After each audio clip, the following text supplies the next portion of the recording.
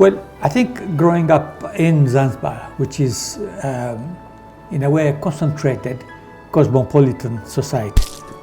This series of presentation is part of the Awakening Project. And at that time, then I joined here. It was Government Indian Junior. And then a bit of a preamble. And then I'm going to introduce three of you and then give you a little bit of a process. And then hopefully we can begin with the questions and a discussion that can follow. So, أعوذ بالله من الشيطان اللعين الرجيم بسم الله الرحمن الرحيم. Welcome to the first panel discussion of the Awakening Project of Khoja Shia Ishnashri Muslim Community.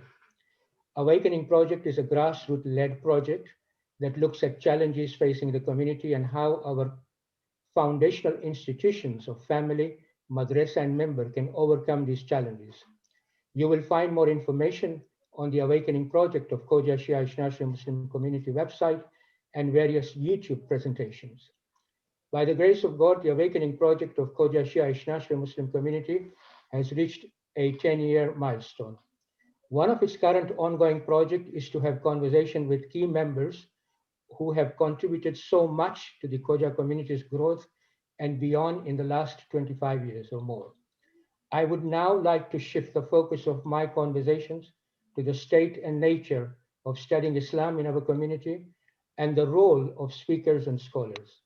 I believe it is important to recognize the contribution of our young generations of scholars who have sacrificed their lives to study Islam and to disseminate knowledge. So this evening, I have with us a panel of scholars from our own Khoja Shia Ishnashri community. Salamun alaikum wa rahmatullah. Wa alaikum salam wa rahmatullah. Welcome all of you. Thank you for taking time out to participate in this panel discussion. I had approached other scholars as well, but they were busy doing Ramadan lectures. So I'm grateful to all of you for your time. Secondly, I wanted a good cross-section of our Khoja scholars in this panel. So, and I believe what we have does represent this. I will be introducing each one of you, but I'm glad to say that we have scholars on this panel who have pursued Hawza studies both in the East and West. The fundamental purpose of this panel is for you all to share your experiences of studying in our respected Hawzas, the intellectual and social challenges you see affecting our communities and societies, and your thoughts and solutions as to how we may overcome them.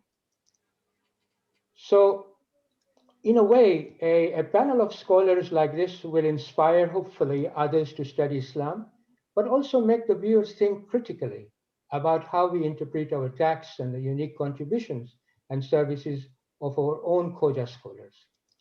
As the next generation of Khoja scholars, I'm aware that all of you tirelessly serve the community, and I feel we as a community should always be proud of the products we produce, encourage them, and encourage others to gain knowledge about Islam, inshallah. So in our panel today, we have Shaykh Saleem Bhimji. Shaykh Saleem Bhimji grew up in Edmonton, Alberta, Canada.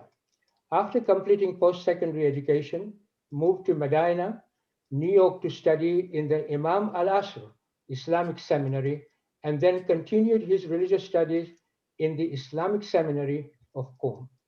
He returned to Canada in the 2000 and worked with Islamic Humanitarian Services, then at the World Federation of Khoja Shia Ishnashri Muslim Community as the Director of Publications, and went on to establish his own institute, Al-Fath al-Mubin Publications. He launched his first business to facilitate the publishing and sales of Islamic literature under the name of Islamic Publishing House. From 2016 to 2018, he served as resident scholar of the Islamic Shia Ishnashri Association of Edmonton, as well as regularly lectures his local community in Kitchener. He is a founding member of the Islamic Shia Jamaat of Waterloo, Wellington, and has also served the Shia community in Halifax, Nova Scotia. He has written or translated 50 books in English and published 30 books independently. Presently, he's writing or translating 10 books and working with Al-Qisa Foundation in researching and writing a multi-volume commentary of the Quran. And currently, he is serving as a spiritual advisor for the Al-Zahra Islamic Center in Richmond, Canada. Welcome, Shaykh Saleem Bhimji. We also have Shaykh Alisen Datu. He was born in London, UK. He commenced his Islamic studies in 2002 in London, studying in both the traditional Hawza and academic setups in the UK. After completing his BA, he studied in Damascus and Qum seminaries for a number of years. On his return, he completed his MA at the Islamic College and was then awarded a scholarship from the University of Exeter to pursue a PhD. His presentation includes The Dawn of New Najaf, Modernity versus Traditional Leadership, as well as Maraja, Modernity and Traditional Leadership, Opportunities and Challenges, and Impact of Modernity on the Operational Spheres of Marjiyya. Apart from his studies and lecturing commitments to the community, Sheikh Alisen also runs a construction company in London. And the final member of our, welcome, Sheikh Alisen. Thank you. The final member of our panel is Sheikh Ali Raza Bojani. Sheikh Ali Raza Bojani is a lecturer at the Al-Mahdi Institute, a co-director of the Center for Intra-Muslim Studies, and a research affiliate, I beg your pardon, at the University of Oxford. A graduate at the Al-Mahdi Institute, his research, teaching, and writing focuses on intersections between Islamic legal theory, theology, and ethics. He obtained his PhD from Durham University. His doctoral study was published as Moral Rationalism and Sharia, and he has held academic posts at the University of Nottingham, Oxford, and Markfield Institute of Higher Education. He has a number of publications to his name. Among them, the latest publication is Visions of Sharia, Contemporary Discussion in Shi'i Legal Theory. Additionally, he has peer-reviewed number of papers and book chapters, and one of them is Al-Sayyid Al-Hussein Al-Sistani on Usul al-Fiqh in 12 Shia thought, its importance and historical phases. Dr. Bojani is an elected council member of the British Association of Islamic Studies and regularly contributes to a range of knowledge exchange activities within the Muslim communities, interfaith settings, and beyond. This work was recognized in 2016 when he was honored as a religious advocate of the year at the British Muslim Awards. Additionally, he is recipient of a number of academic awards and appointments. Welcome all of you, and this is marvelous biographies of all of you. We are proud of the fact that we have got scholarship of this caliber. Now, having very briefly introduced our panel, I would like to make you all and our listener aware that the narrative of our discussion is not plucked out of air. Over the past 10 years, Awakening Project of Khoja Shia Ishnashri Muslim Community has gathered data by way of seminars, interviews, surveys, and articles, and we have conducted 5 global surveys, one on the importance of Mimbar, Madrasa and family, on Khoja Shia Ishnashri identity, on the role of Mimbar, on the family life, and on the functioning of Jamaat committees. In addition, we received between 500 to 1,000 comments. So the narrative of our discussion will base on the knowledge extracted from these data and comments received. Secondly, the format of our conversation will be that there are questions that I will pose to everyone, and there are questions that I will ask one of you to answer, and others then can give their further reflections and allow an open discussion if it's necessary on the matter. Ultimately, I would like you all to be candid and honest with a view to moving our Khoja community and wider Muslim community forward with unity and positivity, inshallah. So having done this preamble, I want to begin by asking each of you first to explain to our audience who would be listening to us why you choose the path of studying Islam and any personal challenges and sacrifices you had to make to pursue this path. So let us begin with Shaykh Saleem Bhimji, followed by Shaykh Ali Hussein, and then Shaykh Ali Bojani. Bismillah, Shaykh. Thank you so much. Bismillah ar-Rahman ar-Rahim, in the name of God, the most compassionate, the most merciful.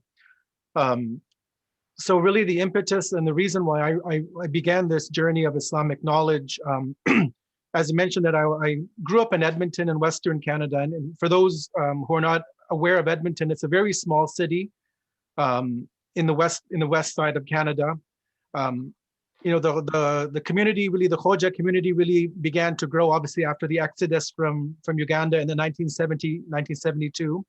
My mother and father actually moved there about 2 years before Idi Amin had kicked everybody out. And so when they moved to Edmonton, eventually they were probably pretty much one of the first few Shias, Khojas who had moved to that region. We had the traditional, majalis. We eventually built a center. We had the madrasa. But really myself going through that entire system, the madrasa, the majalis, not having a full-time resident alim in our community on a frequent basis, it really left me, I would say, with a massive void in my life. Whatever I did learn was very traditional at that point. And obviously keeping in mind this, we're talking about the late 70s, early 80s. At that time, we did not have that many scholars from our community go to, Qum or Najaf for further studies. So we were relying on the Zakirin, the speakers who may have read some books and come and lecture.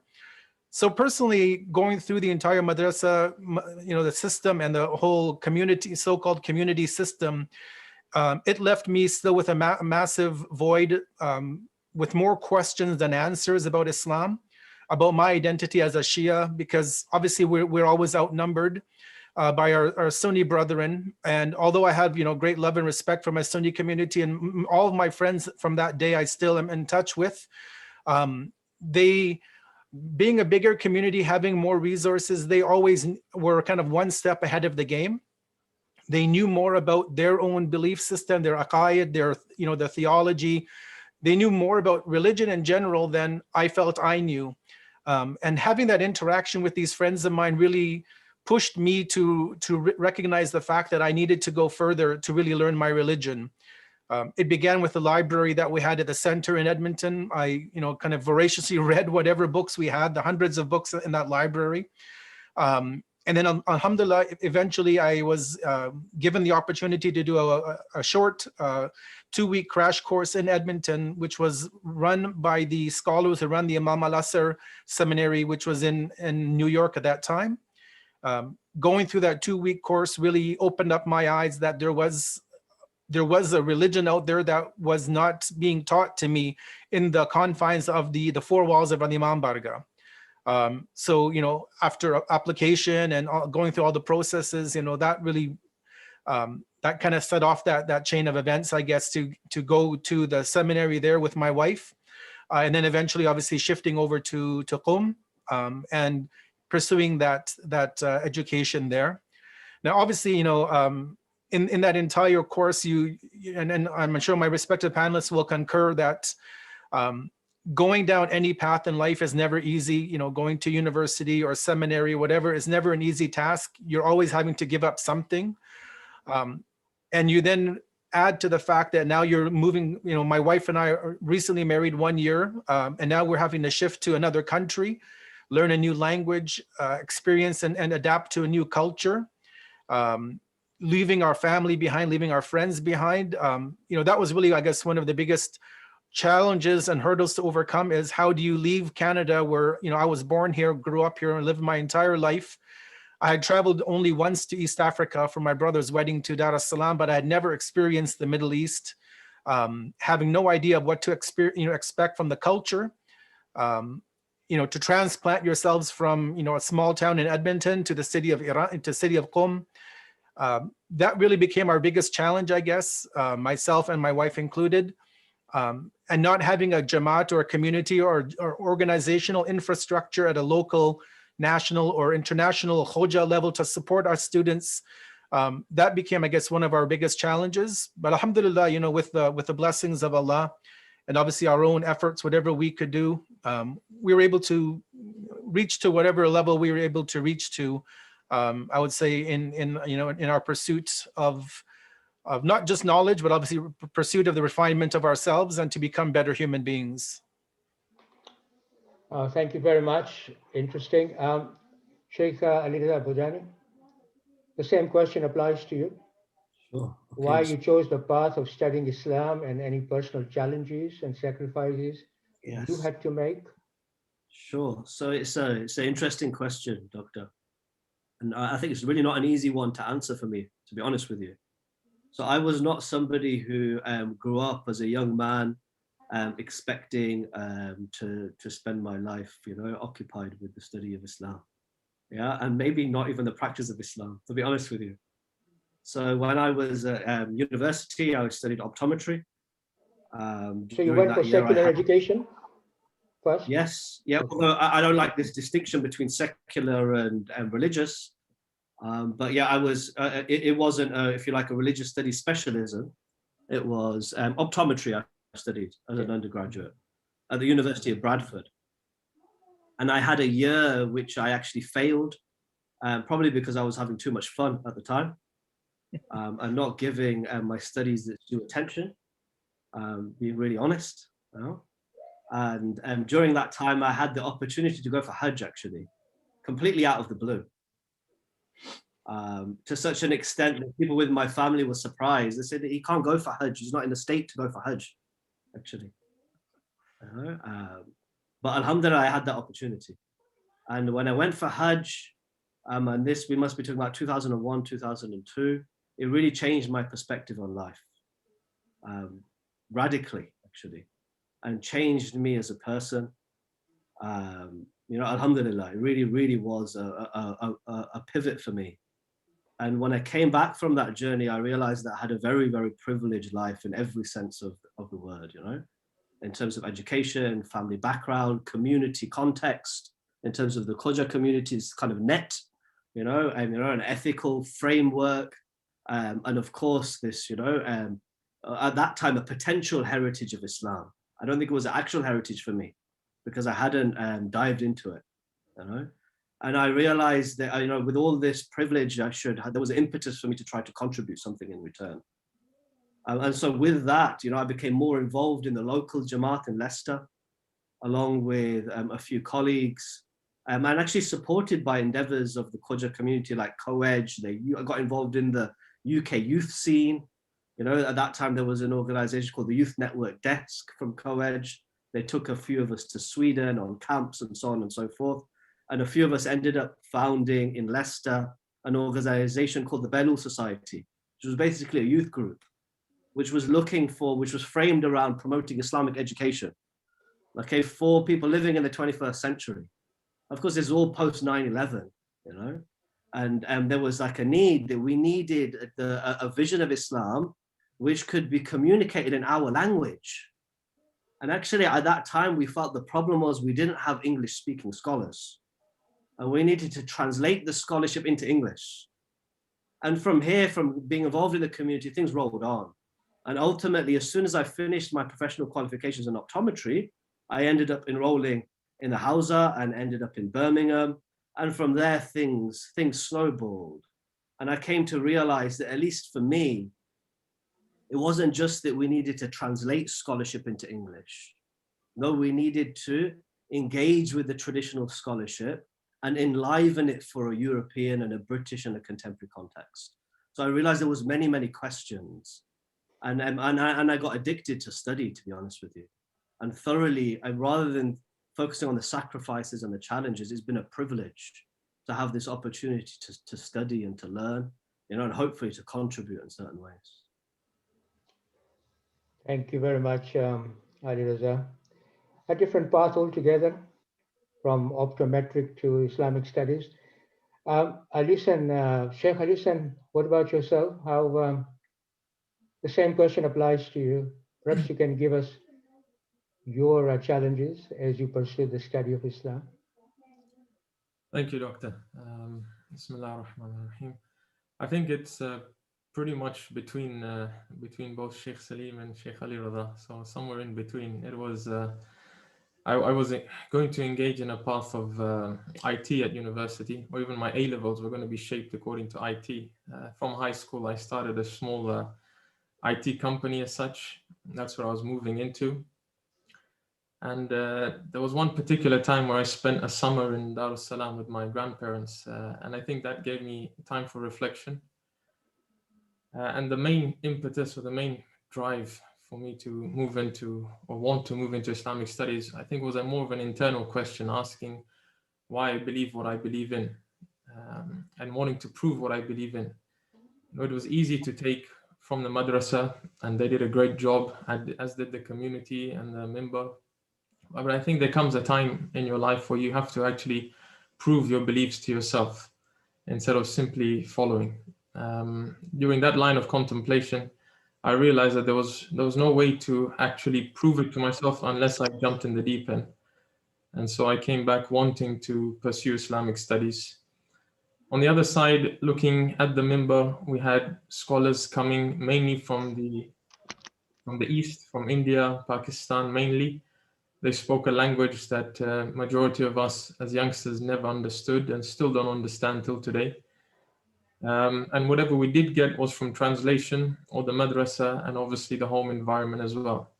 So there was an internal drive as well as this external drive to want to give back to my community, and to have somebody from within the community come back to their people and speak their language, speak from their own culture, speak from their own challenges and the environment that they grew up in.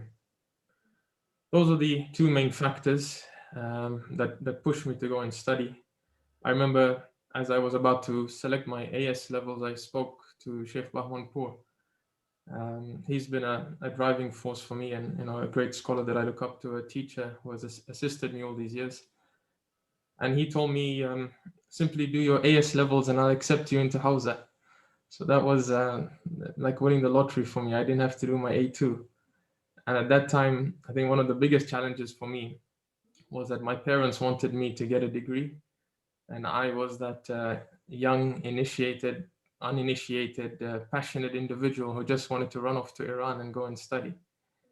But they had their foresight and their vision, and they realized that you will need a degree to come back here in order to not only stand on your own 2 feet, but also to do tabligh, something that I wasn't considering at the time. It's then that ICAS sprung up, the Islamic College here in London, which was affiliated with Middlesex University, so it gave you the degree, and also had a Hawza under its wing, so it gave you the traditional studies as well. So it kind of brought both the worlds together, that of mine and my parents. So alhamdulillah, that's where it all began. I think that was the biggest challenge. You just have to make sure that obviously you're not doing anything that will step on anyone's toes, specifically your family. There are the financial challenges that I think everybody is going to face in any walk of life, not only in the Hawza. The uprooting of your family, it's not specifically for somebody going into Islamic studies, but that happens as well. But I do think when you embark on a path of religion, one of the greatest challenges is in order to ensure that your intention remains straight on the right and narrow path. It's very easy to start off wanting something great and lofty and noble, only for it to change down the road and for you to either commercialize it, or to simply want fame or power from it, or to be comfortable in your seat, not being able to say no. I think this is the greatest challenge for anybody who embarks on Islamic or religious studies. More than any other external factor, it's the internal challenges that are the most difficult to wrestle with. Yes, thank you very much, all three of you. I mean, now we, at least ourselves and the audience out there, would understand the background that you're coming from. It's very important.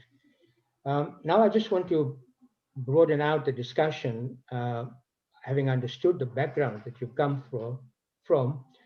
You all live in the West. Two of you in the UK, and Sheikh Saleem is in Canada. We also have a long and respected history of hawzas in Qum and Najaf, and may God, Allah subhanahu wa ta'ala, bless all our scholars. Now, I want to pose this question to Sheikh Ali Raza Bojani to start with. Given the fact, and then of course, you all can come in as well. Given the fact that now many Muslims live in the West and are not able to go abroad to study, as well as with the advances of technology, do you think that we should be establishing more hawzas in the West?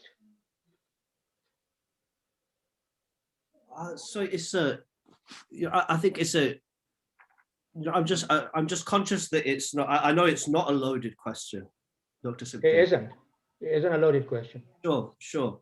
But I don't want to get funneled down, down a particular path. I think what's really important for us to recognize is that, is it important for us to cherish and encourage opportunities for deep, rigorous, critical engagement, with our tradition, and with Islam, in a way that can speak to the world that we live in a way that maintains the integrity of the individual, the God consciousness of the individual, helps them approach Allah, helps them better the society in which they live?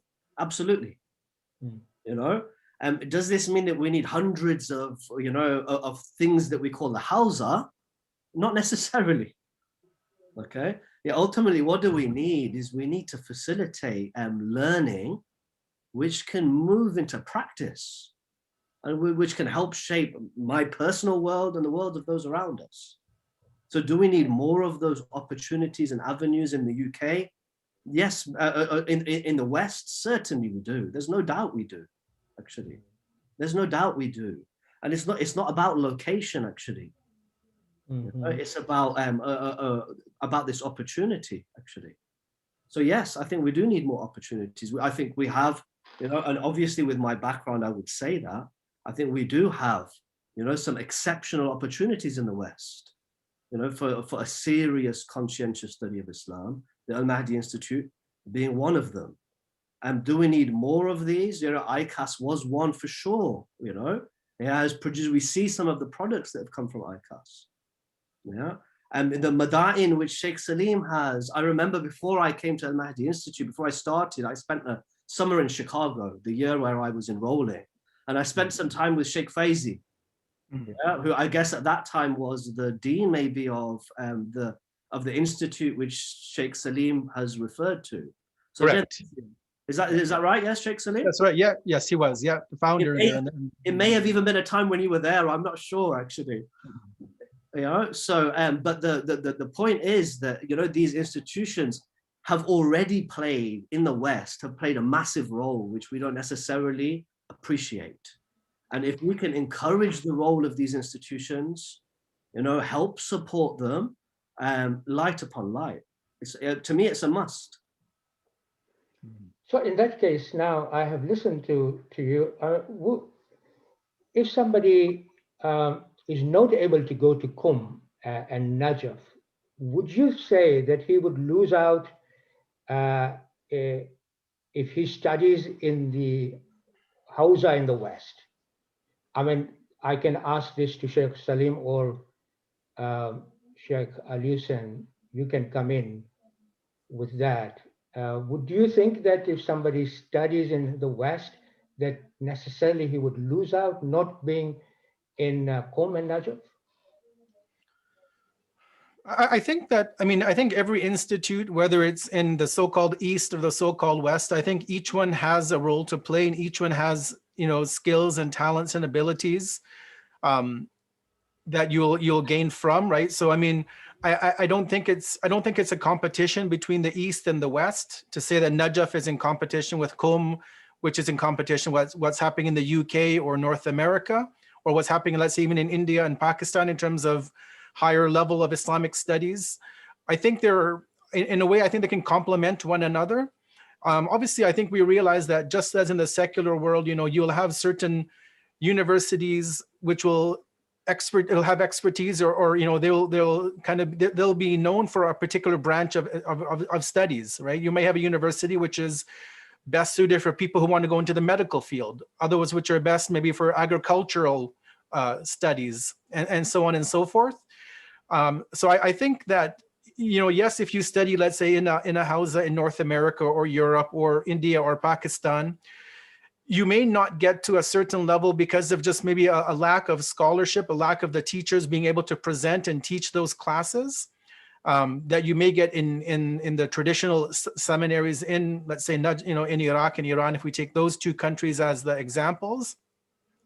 But I think, I mean, I definitely would concur that there is value in having these seminaries around the world, in Europe and North America and other regions. Again, not that they're competing with what's happening in Najaf or Qum or Lebanon or elsewhere. I think they can actually, I personally would see them actually working and running parallel with one another and being able to really benefit and help one another out. I mean, at the end of the day, it's not about, graduating and having a name that, okay, I studied in Najaf, or I studied in Qum, or I studied in Karbala, or I studied in the UK. If the whole goal of knowledge is to get closer to Allah, there's no verse of the Quran that says that knowledge is limited to Qum or Najaf or London or Toronto, right? Knowledge is, as Amir al-Mu'mineen would tell us, peace be upon him, that knowledge is this lost property of a believer. Wherever you find it, you take it, right? So if the goal is to get closer to Allah and to help our communities get closer to Allah, help the greater society of non-believers recognize what Islam is, promote, the teachings to them as much as we're, obligated to, then I don't see it as being a need to necessarily go to a particular country and study in that particular institution. So basically, any institution that you study, at the end of the day, one needs to evolve the institution to perhaps ameliorate or amalgamate both East and West in a globalizing world. Perhaps that's the evolution that needs to take place, rather than, as you say, parallel. Maybe perhaps what we understand to be parallel means two distinct paths, but I think I understood from the gist of your presentation that there would have to be amelioration and amalgamation and exchange of ideas and academic excellence, both East and the West. And I think that evolution needs to take place. And so the students both in the East and the West can benefit from the expertise that both these institutions carry and have. Am I right in summarizing that?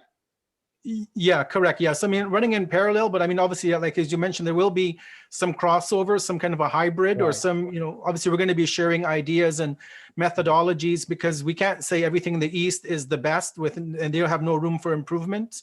Nor can we ever say that the West is all evil and corrupt and that we're all, we're all there to deviate Islam, right? I mean, they're obviously, they will run on their own kind of tangent, but they will obviously merge and they will share ideas, and and then they continue to move forward, I think. So it has its own uniqueness, but at the same time it will share its uniqueness with others and all that. I believe so, yes. Yeah, okay. Shaykh Ali, you want to add anything to this discussion? Very little. I think there are clear advantages of going to the East per se. One, and these may seem quite trivial, but one is obviously language. Studying the language over here is extremely difficult because you're not immersed in the environment. I recall studying Arabic here for 4 years, and it was equal to probably just 4 months in Syria. And in Syria, we had individuals who knew zero when they entered Damascus University with us and were much better than us by the time that we were graduating from the same course. So definitely the environment assists in the language. And secondly, if you want to progress in texts, and if you want to read certain texts, then it's quite difficult to study those in the traditional sense over here, simply due to a lack of teachers. And obviously the teachers are much more in number in the East. Having said both of these elements, I think we must reiterate what Shaykh Saleem said, and that is this entire endeavor is to get closer to God. And therefore, there are no boundaries to that, whether we affiliate ourselves with a course or institution here or in the East or none, then that's fine. So long as we have, the right teachers and resources, I think we can all become and gain that knowledge that we're seeking. Okay, thank you. Now I want to sort of go on to the different opinions within the Hawza. If I may pose a question, I'm thinking who I should pose this question to. I think I'll pose this question to Shaykh Saleem, if you don't mind, Shaykh. There is a perception within the community that all hawzas are the same and all students and scholars. Now, remember, I'm coming from the data that I've gathered and I'm posing a question now to you from extracting from there. There is a perception within the community that all hawzas are the same and all students and scholars have the same views about their understanding of Islam. Is this true? Are all hawzas the same? And if not, maybe it's a bit difficult question, I don't know, Shaykh. Why do they differ? And of course, all of you can jump in afterwards. Let Shaykh begin the answer. Shall I repeat the question, Shaykh, or is it okay? So if you can just unpack what you mean by all hawzas, the perception of them being the same, what do you mean by that? Well, the perception in the community is that if you come from the hawza student, your presentation of Islam should be same. That's how the perception is in the community. Whereas we know clearly that isn't the case. So you can unpack it for us now as a scholar, all of you, in whatever way you can, because that's the perception. I'm giving you the perception of the community, because I think if you come from the hawzas, you should be talking to us about the same Islam. Yeah, so I mean, I think our community generally have to realize that a hawza, this monolith that we call a hawza, I mean, literally it's a building, right? It's a building with 4 walls, and you have people who are studying there. You have people from the East, from the West, from former Soviet republics. You have people from Canada, from all around the world who are going into the hawza with their own kind of preconceived notions. They're going with their own cultural baggage, with their own religious baggage. And the hawza is not like, you know, a factory where you push somebody in and you pump them out at the end in a particular model, right? Like a cog in a factory, or like, you know. So, I mean, every hawza, even in, and I can't speak for the entire seminary of Qum. Obviously, I was limited to studying in 2 different institutes while I was there. You know, there is obviously, I think there's a lot of misunderstanding from our community that the hawza exists to establish and create Maulanas. That's not the reality of a hawza, or, you know, whether it's in the East or the West. It gives us the tools, the fundamentals to be able to, you know, move forward with our own research. Obviously, you know, there's some universals which every hawza would teach. And, you know, it doesn't matter what country you come from, what your level of studies are. There are basics which every student of the hawza, whether they're there studying now or back home, will agree upon. But then there's you know, Islam, there is obviously a lot of, I don't want to say leeway, but there's a lot of a breadth of understanding of Islam that we have, right? Maybe because of the ghaiba of our 12th Imam, where we have limitations, obviously. So I would say that, I mean, the hawza is not there to necessarily create, you know, people of a certain, to fit a particular mold. It gives you the universal teachings, the universals which you need to do your own independent research and study. There will be areas where, you know, you may have 50 scholars who will graduate. They'll all have a similar opinion on a particular area. But then there will always be, you know, differences of opinion, whether that be in history. You may have a scholar who will come, and in the month of Muharram, as we always, you know, these kind of discussions begin to ensue, that a scholar will mention something on the mimbar in Muharram, and it may be complete blasphemy for half of the audience. But, you know, we have to appreciate the fact that in terms of scholarship, there is a wide variety, there is a room for opinion in terms of history, in terms of some aspects of theology, in terms of ahkam, jurisprudence. I mean, you know, even our maraja today, if you look at, I would say maybe the 20 to 30 maraja taqleed between Iran and Iraq, and maybe even other parts of the Middle East, you may find, you know, that they have a completely radical difference of opinion amongst one another, right? And it doesn't mean that they're teaching or preaching a deviant or a variant of Islam. It just means that their rigorous scholarship has got them to a level where, you know, they don't agree with the fatwa of another mujtahid, right? So I think we have to appreciate the nuances in that. And, you know, maybe the whole fact of the 12th Imam being in occultation means that we have this difference of opinion. I'm sure at the time of the Prophet, him being there physically in Medina to guide, there would not have been a differences. I mean, you had still people who had their own opinions, the companions who had different opinions on things, but the message was one and the same from the Prophet, right? And I think that our community needs to realize that, again, the Hawza is not just there to churn out just carbon copies of the past. We're moving forward. There is, I think our intellects are evolving. Research is getting more in depth. And I think as that happens, people will begin to critically analyze the texts in all the fields of Islamic studies. And we may come up with things which 20 years ago were unheard of on the minbar. It doesn't make that scholar a deviant or his ideas are becoming too liberal or Western. As long as that male or female scholar are using the right tools to come to their conclusion, and if need be, if they need to prove their methodology, then I think we have to be able to accept and embrace that there can be a variety of opinions. And we don't just label a person as a deviant or an agent for a particular government or an agency. That there is room for divergence of opinion. Our maraji have celebrated that for 1,000 years. They've politely disagreed with one another. You'll have Ayatollah X say this is wajib, other one will say this is haram, let's say, and they get along together, right? So I think at a level as our community, we have to realize and grow as well and mature that the Hawza is not stagnant, and a scholar that's stagnant and has the same views, either they're very good in their research or they just want to, kind of parrot and mimic what they've been saying for generations, for whatever reason that they do that. No, thank you very much for that exposition. I'm going to unpack quite a few of these things that you have mentioned later on, but I just wanted to stick to that perception that the community has. And I think that you have clearly given the community some thoughts about what Hawza is all about. Ali Raza and Sheikh Ali Raza and Sheikh Ali Hussein, do you want to add anything to what Sheikh Saleem has said or made exposition on the question I've asked? Either of you wants to go? Sheikh Ali Hussein or Sheikh Ali Raza? Let Sheikh Ali Raza start, please. All right, Sheikh Ali Raza, you go. I'm going to unpack some of these things later on.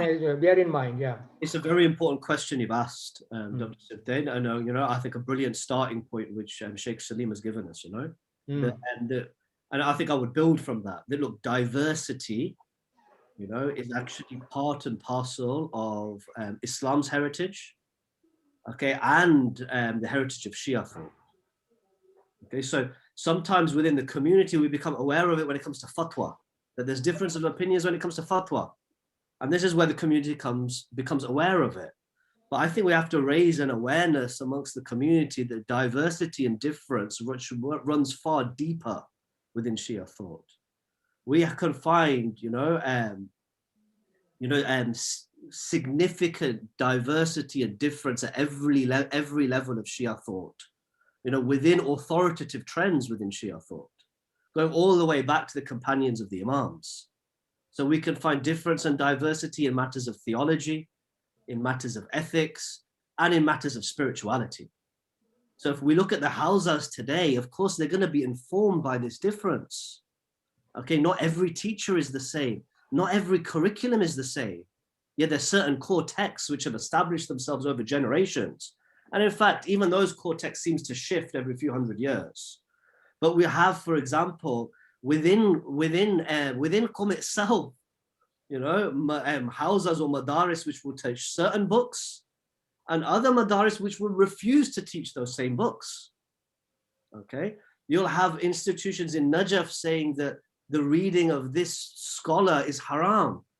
The teaching of this particular work of Irfan, for example, is haram.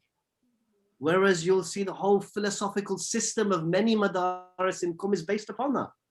At the same time, we've got movements in Mashhad, okay, which are defining themselves as trying to rectify this philosophical diversity in Islamic thought and Shia thought in particularly.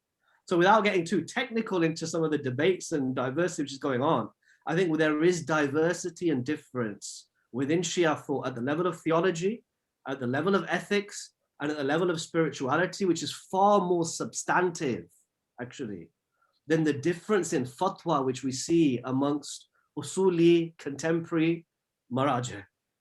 Okay, so sometimes, and this impacts us on the ground, as recipients. because we might have one Maulana, one Shaykh, one scholar, one Sayyid who comes, and his vision is a very philosophical, mystical vision of Islam.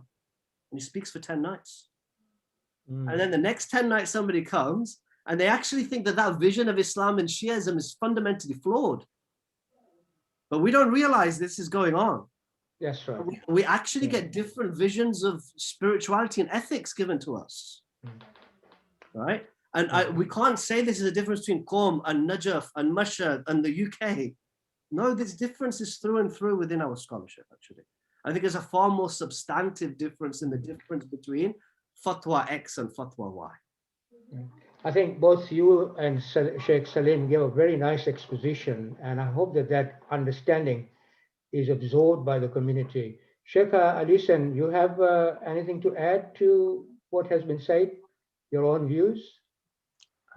From the perspective of scholarship, I think it's been covered pretty well. We have to realize that differences will be there, and nobody should think that, people who come or graduate from different institutions and different hawzat will have the same line of thinking. By all means, there are people who enter into a hawza which is state backed, for example, and there's a certain agenda or certain text being pushed through, certain outlooks being taught, and they can refute it. It's not easy to, especially when many of your teachers are speaking off the same hymn sheet, but it's very possible as well. I think we as a community, looking at now from down up, I think as a community, we've done a disservice to a lot of the rank and file of society by not allowing our centers to be a place of dialogue and simply monologue. And when somebody comes like for 10 nights and simply speaks and then goes away, and we don't encourage our community to challenge and to seek evidence and to ask for proof, and then the next one comes for another 10 nights and then says something contrary, or says that this one is wrong and then this one is deviant. When you have this type of rhetoric coming from a place which is seen as gospel for many, like the Mimbar, I think that's where problems begin to sprout up from. And I think that's our fault, that we haven't encouraged this worldview, that we haven't encouraged this thought process, this framework, this ability to agree to disagree, where we think Islam is just one very simple understanding that everyone should adhere to and not accept different interpretations. I don't know if that was your question, but I think the reason why somebody might ask and say, why do people come with different thoughts, or does everyone have to have the same line of understanding of Islam from Hawzat? This shows that we haven't educated the community very well in understanding that we can accept different thoughts, different ideas. And to be honest, even the Sharia will change. What are your red lines may not be my red lines. So we even have to allow for some sort of breathing space there as well. Now, this is where I want to pose a question, having listened to all three of you, because now we can see a bit of disconnect sometimes from the scholars who have studied in Hawza and have a perhaps understanding in depth, trying now to put a concept across to the community. Now, there's a question that arises now, and I want you to listen to this question very carefully, because that is where sometimes disconnect occurs and how you become very cautious as scholars as well. Now, it is understandable that people who listen to scholars such as yourself want practical and clear guidance for their lives. But it is also obvious that scholars will have different opinions about, just now you reflected to us, different opinions about jurisprudential, theological, historical, and other matters. Now, it seems that some scholars are very cautious in sharing different scholarly opinions with lay community members. Now, do you feel that this is the right approach of the scholar? Who is going to, let's start with Ali Raza and then go around. Sure. Ali Raza, so candidly, the disconnect I have sometimes, and sure. This is reflected in the data. So the scholar becomes very cautious, as Alusen just alluded to us. I understand. I understand the caution of the scholar. Right. Yeah. Then what happens to the community's development? Sure, I understand the caution of the scholar, but frankly, I think it's they're doing themselves a disservice, and they're doing the community a disservice at the same time. Okay, because There's we have lots of, I mean, Sheikh Ali Hussein alluded to it, that certain, for example, institutions may be linked to a state, and there's other political factors going on, whether that's in Iraq, whether that's in Iran. The Khoja community, one of its actually great strength is its it's apolitical nature, right? Okay, one of its great strengths, or potentials has been its exposure to this diversity of, influences, and this beautiful diversity of influences within Shia thought and Islamic thought more generally. But unless and until we encourage people to assess that diversity independently, how can they have a justified belief? And how can they have a belief which informs them in their life? Actually, I was touched by Sheikh Ali Hussein's comment about one of his motivating factors to study Islam was to seek justification. Right now, if there's different views out there, okay, and we don't, even if we're not going to flag up the different views, I think we have responsibilities to explain the basis for our own views. As soon as we start doing that, this encourages people to think about justifications. And to me, that will open up an appreciation for diversity and open up justified belief. It's only when belief is justified that it can start shaping people's lives, which is the aim, right? Our aim is to have a relationship with God which affects us in our life. It's reported that Imam Hussein said to the people on his way to Karbala, deen la'ikun ala al-sinatihim. Their religion is hanging on their tongues because their religion didn't mean anything to them. It didn't actually mean anything to them. So unless we're going to deal with difficult questions, encourage our kids, our kids are very philosophically aligned. And most of my work is engaged obviously with adult education and has been for a number of years, right? In the Hawza and the university. Occasionally I get asked to speak to kids and I'm always shocked that they can handle these theological discussions. They can handle philosophical diversity. Yeah, but when it comes to speaking of the member, we shy away from justifications, we shy away from difference. So I think we're doing ourselves an injustice when we don't acknowledge difference of opinion and we don't share our justifications, and we're doing a disservice to the community as well. Sheikh Saleem, you have anything to add? Because this particular question arose out of what Sheikh Ali Hussein was submitting to us. So you have anything to add, Sheikh Saleem? There's a hadith that comes to my mind. I don't want to attribute to the Masumin because I'm in a state of fasting. I don't want to falsely attribute to anybody, but the basis of the hadith, if I'm not mistaken, mentions that the Prophet has been reported to have said that we, the assembly of the prophets, have been ordered to speak to the people at the level of their intellect and their ability to comprehend. So at one level, I definitely respect the views of my respected colleagues who are on the panel tonight that, I think for a long time, and I mean, although we say for a long time, at least as the Khoja community in North America and Europe, it's only been about maybe 50 years. I say only 50, it's still a lot, it's half a century, it's a long time, but we've kind of, at one level, we've always been kind of being given Islam, in a silver spoon. We've always been told what to believe. And maybe for those early generations when when my parents came to Canada in the early 70s and others, at that time, that was what they needed to continue to, give Islam to their generation. But I think as we've grown, that we've established, buildings, we have institutions that are coming up. I think now obviously is time for now to bring ourselves up to another level. I remember one of our scholars from our Khoja community, he gave this example, quoting one of the late scholars from Tehran, where the scholar was both, in the Hawza and university, and he was giving a lecture. And maybe it was too high for some of the audience members. So the participants said to him, they said, Agha, they're like, bring yourself down. We can't understand what you're saying. And the Shaykh turns around and says, rather than me coming down to your level, I want to bring you up to my level and beyond. Right. So I think that there definitely has to be a time and place. However, with that said, let me say that I think we have to have a time and a place where things are mentioned. If you're in a congregation maybe of individuals who are very traditional, very ritualistic, and their religion literally, as Shaykh Ali Raza said, as the words of Abu Abdullah, peace be upon him, that religion is just on the tip of their tongue, maybe I wouldn't want to rock the boat or put too many questions into their head, because it may take them to another level that we don't want, maybe that they will not be able to deal with.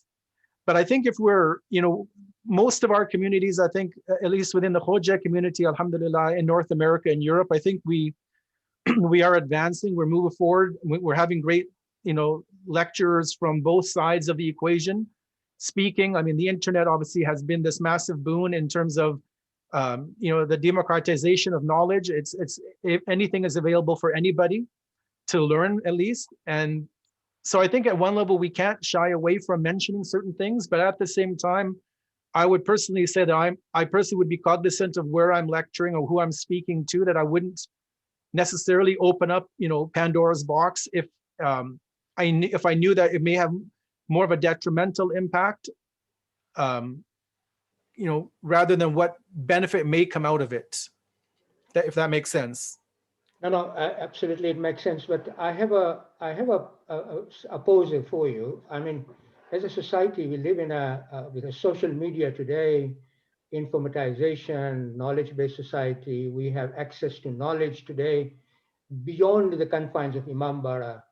And so the role of member within the social knowledge ethos that we live under and our children are growing, maybe it's time that the concepts that we pick and choose, and I accept that we have to be sensitive, absolutely sensitive about what we say and all that.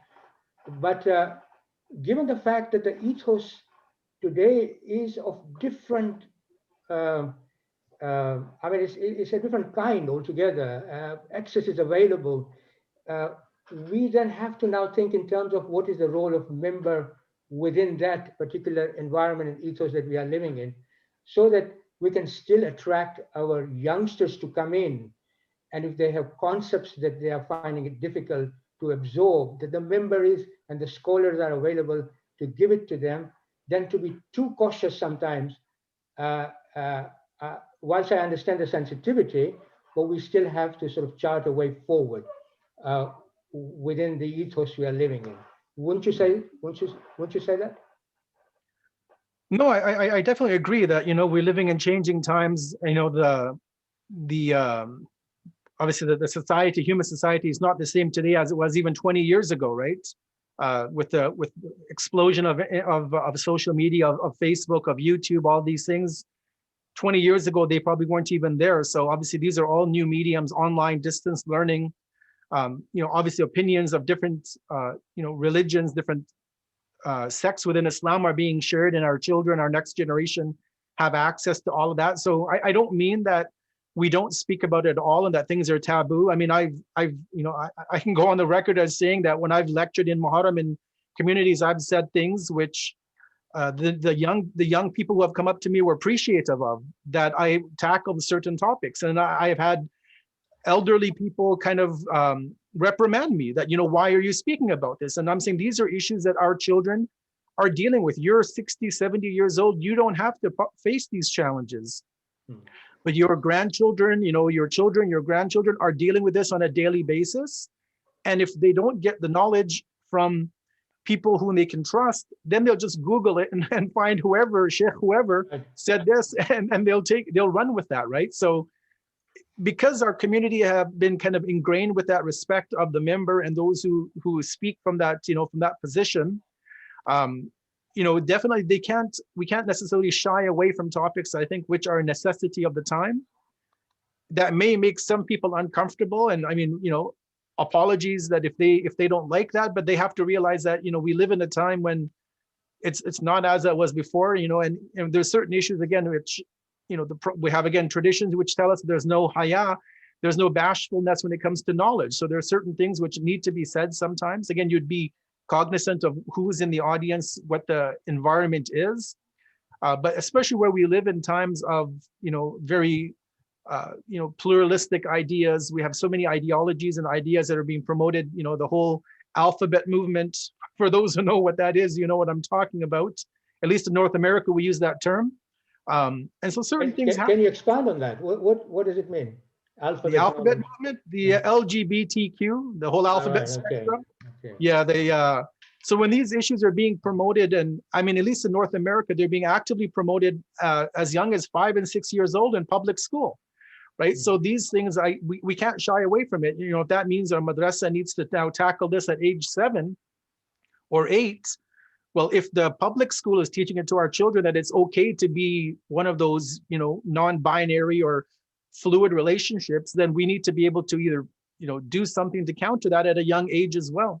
So I think at that level, we can't shy away, but again, we would be cognizant of the audience when we present topics. Yeah, I understood. Yeah, the point you're making is, yeah, we understood.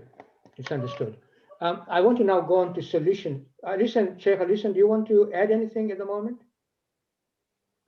Only that I think so long as we continue the method of propagation that we have, where you have such a wide spectrum of people of different ages on the same floor, this issue is going to continue, because you cannot educate, you know, the inquisitive young mind in the same method in which you know, educate the elder mind. So if you look at universities, it's obviously a great model for us to understand that you have interaction, but you have people roughly of the same age, roughly being inquisitive about the same topic. My only solution to that is if the community actually maps out their education. Normally you go to a community, you're not really you're not given any topics to discuss, you're not taught about or told about the challenges of the community. It's a free check and you can just go and speak about anything you want.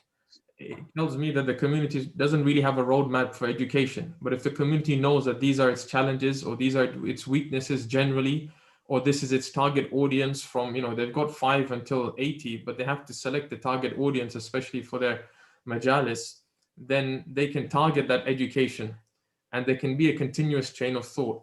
That's the only way I can see, you know, somebody actually bringing some sort of solution to this table. Otherwise, I've seen scholars on the polar opposites, one who, like Shaykh Ali mentioned, would go on the minbar, speak, you know, for what they have proven to themselves and try and show their proof as well, only for people on the floor to get confused, you know, terribly confused. And on the other side, you've seen people who have become very conservative, don't say much, and then you go to mosque and you come back and people haven't benefited much, especially the inquisitive minds.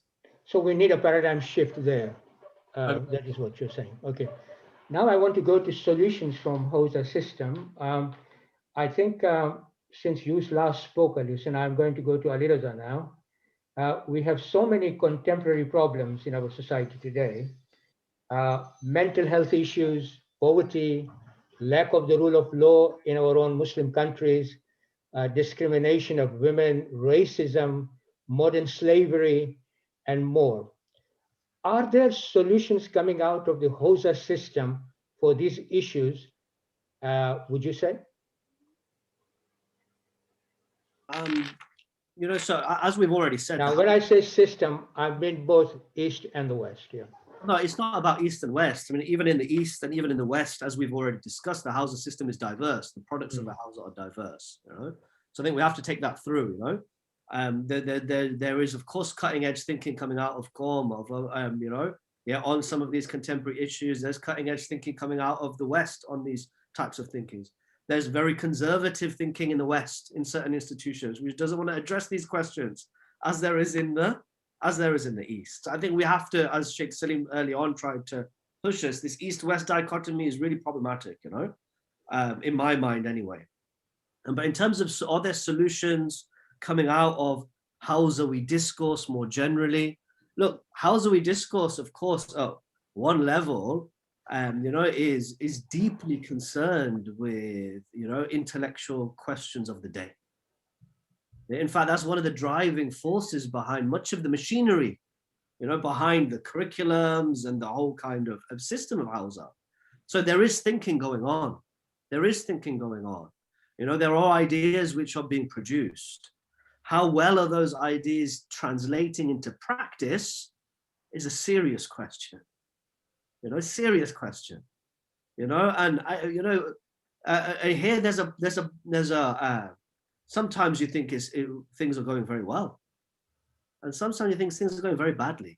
I mean, if we think this, obviously thinking of the context of this awakening project, you know, if we just balance some of the discussion we've been having so far, I think one of the pluses, at least from the empirical research I did, with a colleague at Oxford, within the Khoja community, we kind of picked up this sense that people are being exposed to so many different ideas off the minbar.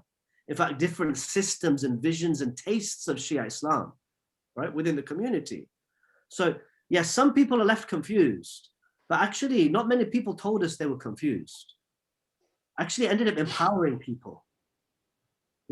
Being exposed to diverse intellectual ideas from the minbar and from this breadth of Shia scholarship, which we've been referring to, actually empowers lots of people, to try and help them deal with the challenges that they're facing on the ground. And I'm stuck in an office reading books, sitting with students, teaching. Okay, yeah. So the challenge is, can we give them something from this heritage which helps people actually on the ground? And if I think there's a fundamental problem, in our religious discourse, is that our religious discourse still isn't God-centered enough. And a God-centered discourse which can actually speak in the world that we live in, such that we can then engage with these practical challenges, whether it's LGBT, whether it's the engagement with diversity, whether it's engagement with race. As Muslims, our response to these questions should be informed by our relationship with God. Yeah, our religion, for many of us, and we can speak about myself as well, is often just hanging on the tongue. So where does the role of Hawzawi scholars, if we're thinking in terms of its relationship with the public at large, I think justified belief, a critical engagement with belief, which is open to diversity, is absolutely pivotal, absolutely pivotal. And of course, that cutting edge intellectual thinking, which is going on in the East and the West, we need more of it. And we need to recognize that and support those educational research endeavors which are going on, encourage them and encourage the connection between those, and the general public. So out of your exposition, Al-Reza, I have a question for both Sheikh Saleem and Sheikh Al-Hussein. Now look, our history, Shia history, has produced so many respected scholars, and today we have a number of marajas. May God grant them long life. The Shia community, however, is generally, or at least Khoja community, is generally not aware of the many marajas that exist in Qum, Najaf, and other parts of the world. Moreover, they may not be even aware of some of the valuable works and opinions of this maraja. For example, recently when Ayatollah Sanaid passed away, there was a symposium held and I attended, and I came to know so much about his work. Then, of course, there is immense work, tafsir work of Ayatollah Nasir Mukarim Shirazi. Do you feel that it is important that scholars and organizations, scholars such as yourselves, and organizations of our community make people more aware of these marajas and their views?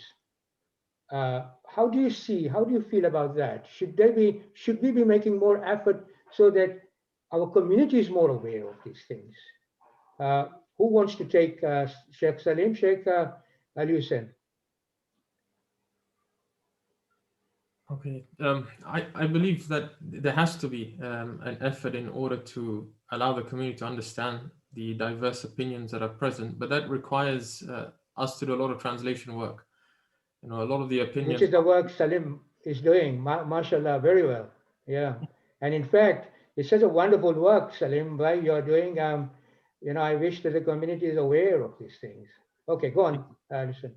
And I also feel a lot of the questions raised by the community in the line that there are no practical solutions to some of the contemporary modern day challenges will also be quashed by understanding that there are actually some solutions, but they are given by other scholars.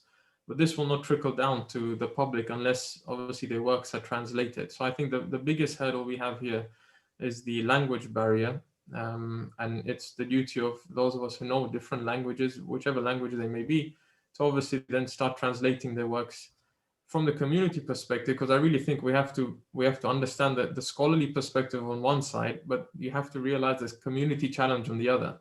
When a community is trying to ensure that their rituals and their culture is maintained in a unified fashion, if they all of a sudden start finding opinions left, right, center, which are very conflicting in some instances or different, they're going to find it very difficult themselves. So maybe this is one of the reasons why our communities generally will select a scholar and then exert all their effort in translating that individual's works or opinions and leave out the opinions of others. I'm thinking that's the practical reason for doing this. Otherwise, from a scholarly perspective, obviously, the more opinions we have and the more research we have, the more enlightened we can become. Sheikh Saleem? Yeah, so I have a couple of things. I don't know if let me try to articulate them. So I think at one level, sometimes I fear that we become like the non-Shias. You say, somebody asks a non-Shia, what madhab do you follow? You're Hanafi, you're Hanbali. And I think we've almost become like that. We're a Sistani, we're a Khamenei, we put ourselves into the group of one marja, and then we can't see beyond him. So when it comes to tafsir al-Quran, let's say, right, somebody would read a verse and say, well, what does Ayatollah Sistani say? Well, if he's not a mufassir, then I would not be asking him for an opinion. Or somebody comes in the month of Muharram, let's say, and mentions an opinion about the tragedy of Karbala, and you would say, well, what does Agha Sistani say? Well, if he's not a historian, he would not have an opinion. And in every field of study, right, his expertise is, let's say, fiqh and usul al-fiqh. We respect him, we follow him in that area, but we don't do taqleed to him in akhlaq or aqaid or tafsir of Quran or irfan or history. So I think as a Khoja community especially, and I've seen this unfortunately from some major Shia Khoja organizations where they came on the record of saying that we write a yearly report, but we don't give it to anybody other than Agha Sistani because we don't have any need for any other maraja. To box yourself so into such a limited frame, not realizing that like the likes of Ayatollah Nasim Akaram with a great tafsir of Tafsir Namuna, or like Ayatollah Sheikh Jawadi Amali, 100-volume tafsir of the Quran, that we need to recognize that these are experts in these areas, and I personally say we need to promote them, right? Not the sense that we need to promote them because they need promotion. They're not in it for the fame and glory and for more followers, but they have so much valuable information to contribute other than fiqh, because we're just so fixated on fiqh and ahkam and haram and halal, which is good, obviously, but there's a world of Islam out there, right? And we're just so worried about all these little things which have to be there, but what about akhlaq? What about tafsir of the Quran, right? What about all these other sciences which the faqih does not write about, he doesn't speak about, right? So why don't we know, for example, that Ayatollah Ulama Sheikh Safi Gul Pagani has written a 3-volume encyclopedia on the 12th Imam from Shia and Sunni sources?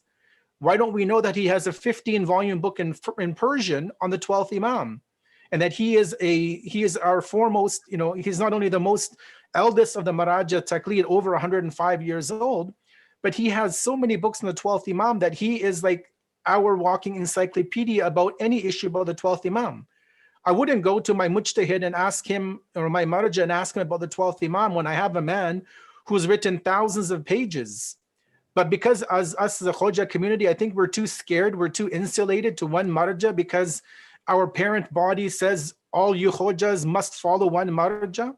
We don't look beyond and look at the beauty that we have in the Hawza Ilmiya of historians, of hadith experts, of akhlaq experts in theology and philosophy and all these branches, and we just stick to the Risala and that's it.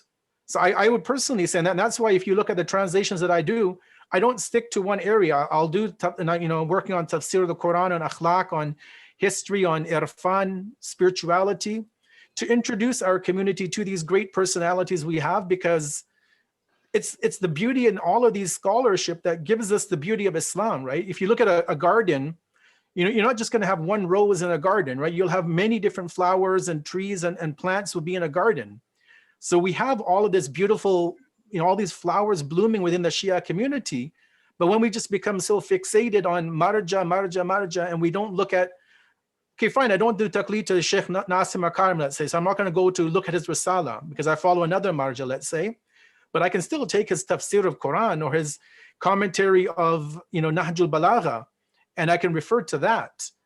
I don't have to do taqlid to him in tafsir, but I can refer to his opinions. But when, as a community, when we don't introduce these personalities to the world, to our, small knit, our small Khoja community, when we just speak about the faqih that we follow, I think we lose a lot that way too. We lose that beauty of Islam, that every maraja, or even mujtahideen, we have many female mujtahideen in Qum who are teachers, who great students or great scholars would go to them. But when we don't introduce them to the world, then I think we're doing ourselves a disservice. Maybe we're scared, if they find out about Ayatollah Makarim, people will shift and all the khums money will go to him rather than our coffers. Maybe that's why we don't introduce them. And I mean, I'm very passionate about this. And so I think we need to introduce all of the maraja, not say, he's not a maraja, Thank you. Yeah. You have put a good platform for you to look at the future. So I have a question for particularly the other two as well, because, and you as well, Sheikh Saleem, now that you have created such a nice platform for me to pose this question to you guys. Now, given that the fact that Qum and Najaf have their own marajas, and our Shia history has always had scholars in different regions in the East, do you feel it is important that there to be a maraja or perhaps a different model, such as Bakr al-Sadr's suggestion of council of scholars in the, scholars that can specifically cater for the needs of the Shia Muslims? How do you feel about that sort of a concept being developed, or do you think that evolutionary a given that it will develop into a council of some sort? Do you feel that that is how the Shia world will go? Let me come to Ali Raza and then Ali Hussain and then Saleem Bhimji. I think I'm asking you this question because Shaykh Saleem created a platform for me to ask you. But do you think that evolution will be there? I think that the way Bakr Sadr described.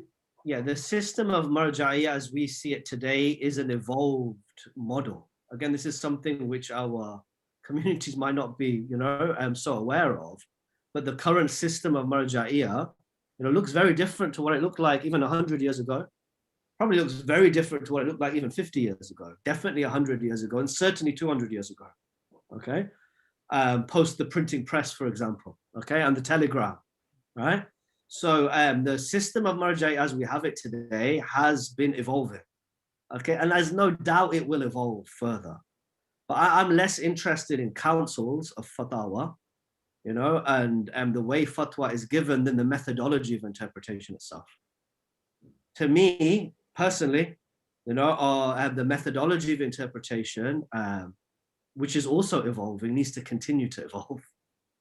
And interestingly, you mentioned in the introduction that you gave of me that I translated the introduction of Sayyid Sistani's advanced Kharij discussions in Usul, Al-Rafid fi Ilm al-Usul, in which he discusses the history of Shia legal theory. Shia legal theory being the discipline which discusses the methodology of interpreting Sharia, how we get the fatwa in the first place, how an individual gets the fatwa in the first place. And he talks about different phases, and ultimately he talks about the current phase being in the one where we have to raise the methodology to be able to respond to contemporary circumstances. Okay, so he talks about the contemporary phase as a new phase, right? Okay, so I think this is very important. We miss this, actually. Of course, Sayyid Sistani, there's no doubt he has a conservative role in society, and we see the benefits which he's giving to communities, especially in Iraq, so on and so forth, right? As a result of that positioning.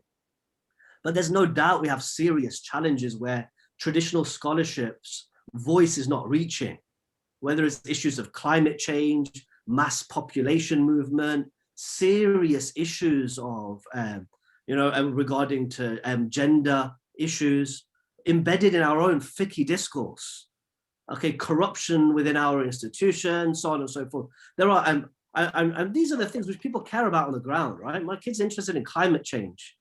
They're interested in Black Lives Matter, right? Okay, so how do we respond to this, artificial intelligence? Okay, right now, over the last 12 months, what's happened to our world? Right, people are sitting at home and robots are taking over our jobs. It's no joke. This is happening. All right. So these are cutting edge challenges and questions, right, that we need to respond to. And in my view, our historical fiqh is not in a position to respond. Our historical fiqh actually contributes to lots of problems. Okay, but thankfully we have resources within the Shia tradition which has ensured that this system is evolving. And I very much hope and pray and if you like, have invested my efforts, in trying to see this evolution and encourage it and wait for it and look forward to it, and have faith in it, that these diverse resources that we've been talking about have a potential to speak to these cutting edge challenges of the day. And we need evolution. Yeah. I mean, to be very blunt, we need evolution. Evolution has always been happening, okay, and we continue to need it today. Right. Listen, do you have anything to add? I think this evolution, which Shaykh Ali Rida mentions, obviously happening. It's happening very slowly, and I think frameworks are changing, but again, very slowly. Hats off to AMI, for presenting research and papers which are cutting edge per se, and that type of research is not being done quick enough in other parts of the world. When something crops up, bulugh, for example, it's not something that's new to us. It's been there for forever. But still, to be able to challenge it, to question it, hijab, for example, cryptocurrency, it's no good just being told cryptocurrency, we're not sure about it, therefore stay away from it. If we do that, then people are going to make up their own minds on their own whim. Surely there has to be some backing for it. You can't just keep saying ihtiyat for everything. You should exert effort and find out as soon as you can what the Sharia of God would want you to do. The Sharia is one, and we're simply trying to interpret it over here. Research, I think, is very important. Even if we can't get these answers from maraji as such or their offices, at least research should be done by others, and it is being done. Hubbullah is, I think, one of the great examples of an individual who is researching many different fields, but again, the research isn't being translated quickly enough. Finally, on your question about the method or the system of marja'iyah, I remember reading about Shaykh Mutahari talking about this council of Maraja. My PhD was linked to it, still to be completed, but looking at this marriage between khums and taqlid in 18th, 19th century, I think we can see, like Shaykh Ali Rida mentioned, just 200 years ago, this institution didn't exist. There was no such thing as marja'iyah as we know it today. There was no taqlid of a'lam as we know it today. You'd go to your local scholar, ask them the question, they would pick up a book of hadith and try and give you the answer from there. But the reason why it changed, this whole usul akhbar debate came about, is because of challenges, because of modern day challenges that we could not answer except if we did ijtihad. And hence this entire debate came about. And I think that's what's happening. Modern day challenges are coming about, answers are not easily being given. And so we're going to see a shift. Either the shift is going to happen at the top, or, and in my opinion, the shift will happen at the bottom. And the rank and file of society will say, you know what, I cannot simply adhere to one book. I must look at numerous opinions. And at the end of the day, I will have to stand in front of God. And therefore, from these numerous opinions, I will make my decision as to what I believe God wants of me. I'm not going to make it from my whim. I'm not going to pretend that I know what I don't know. But I'm going to take from individuals who are accredited, who are well established, who are well researched, and take that opinion that I feel is what God wants me to do. I think we're moving. Yeah, that's what Sheikh Saleem Bhimji made a very nice point about understanding the work of other marajas and not sticking to just one. So we have a broader understanding. Do you want to add anything, Sheikh, before I go on to serving the Khoja community as a sector? I have a couple of questions there. Yeah, let me just maybe mention 1 or 2 points if you don't mind. No, go ahead. So yeah, definitely this opinion of the late Shaheed Baqir al-Sadr and also the late Shaheed Murtada Mutahari about this a council, let's say, of scholars working in tandem with experts in other fields. I think it definitely at that time that was the vision, and obviously that was at a time before the way the world is today, right? And maybe at one time I definitely subscribed to that notion, and I thought that was a beautiful way to move forward. I think it's happening nowadays. Maraja, before they do pass fatwa, they are, I think, consulting experts in fields. But I think maybe even to take it a step further, maybe a bit of a controversial thing, but I would say, why don't we have a maraja in London? Why not in Canada? Because if I write to my maraja, can I take part in the BLM, Black Lives Movement protests? He's going to ask him, what is the Black Lives Matter movement? What is the protest? If I ask him, can I buy a Beyond Beef burger, which is made out of, not an animal, but it tastes and has all the, qualities. So the point being is that I would have to explain and write a thesis to the maraja and have it translated to Arabic or Farsi. And then he's going to have to try and understand it based on my mindset. I don't see why we are shying away from having marja'iyat in other parts of the world. I mean, surely when marja'iyat was, let's say, in Samara, it would have been sacrilegious to move to Najaf. It would have been sacrilegious to go to Qum or to Karbala, right? So if we allowed, if not we allowed it, but if marja'iyat gradually developed and moved from Hilla to, let's say, Samara to Najaf, Karbala, Qum, Mashhad, Lebanon, why can it not continue to develop and have accredited, qualified people who have dedicated their lives to studying, but have, let's say, been born or brought up in the West, who know the situation here? They can use those same tools of understanding the fiqh as they do in Najaf and Qum to pass fatwa for people who live in Qum. They can live in Toronto or New York or London or Chicago or California and use the same hadith, the same ayat, the same tools to make the lives of those who live in these countries, to give them, a direction of how to live, rather than always having to translate and go overseas and, and go through that entire process. Maybe that's an entire different topic in and of itself, but I think, just I'll mention one point, just like in the whole field of translation, I mean, I'm trying to shy away or step away from translation and more do original writing and research, because I'm realizing that books written in Qum by great maraja at the end of the day are for people living in Iran, in a Muslim society, with examples of Iranian bureaucracy. And we don't have those problems that they have in Iran and Canada or Europe. We have other problems. But if I just do a straight translation, I'm doing disservice to Islam, I feel, because I'm adding Iranian culture and biases into my work. So I think, just as I personally I'm trying to move away from a straight translation into original writing, I think we need to look at this model of not even a council of mujtahideen, but marja'iyat in every city. And I think Marum Mulasgar, may Allah, elevate his rank, I think in that 3-lecture series that's online, he talked about this, that there was a time when you didn't have a global marja. It was in your locality, you followed your local scholarship. And maybe we need to go back to those roots where you don't have a global marja and you have moon sighting problems and this and that. You follow what is your local scholar telling you to do, based on him being obviously an authority, reaching that level of ijtihad. And now he becomes the authority, rather than somebody in some part of the world who doesn't know my culture or my language, or can't even speak with me in my own tongue.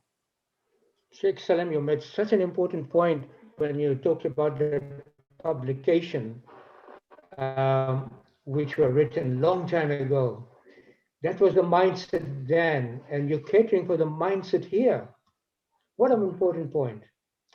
Ali Reza, you want to add anything to I really do, actually. I really do. And just to absolutely endorse what Sheikh Saleem is saying. If I go back to that experience I mentioned at the beginning, when I said that, when I was working in the youth community in Leicester, and we said that we need more English scholars. If we could only translate it into English. Honestly, Dr. Sibtain, once I started studying Islam, our kids don't know what these people are actually saying. Right? Okay, because their context is so different. Their world is so different. If I faithfully translated Kitab al-Nikah, okay, from some of these authoritative works of fiqh behind me, I think many of our youths would say, what a disgusting vision of marriage.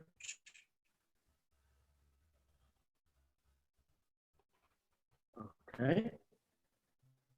Of course, that's just a book of fiqh,